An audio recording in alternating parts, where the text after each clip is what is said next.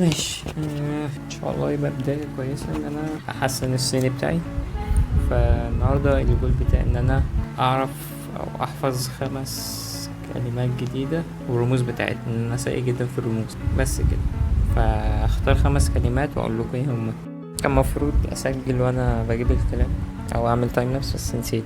المهم الكلمات بالصيني امي هتقولي ان ده باباتر اللي هو عشان خطك خرا يعني بالترجمة الحرفية. فأول كلمة champion اللي هو product.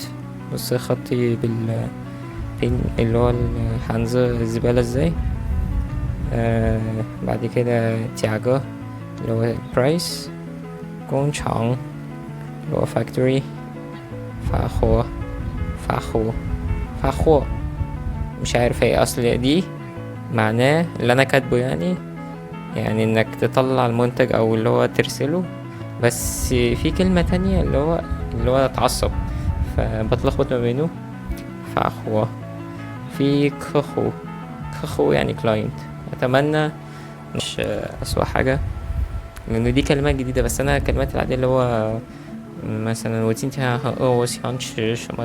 كده يعني فاهم الحاجات الطبيعية اليومية بعرف انطقها. فساعات الموضوع ده بينقذني يعني ما اتلخبطش في النطق او بعرف انطق. ساعات في كلمات بنطقها بسهولة بس الكلمات الجديدة دي ما بعرفش انطقها على طول، بس يعني خير.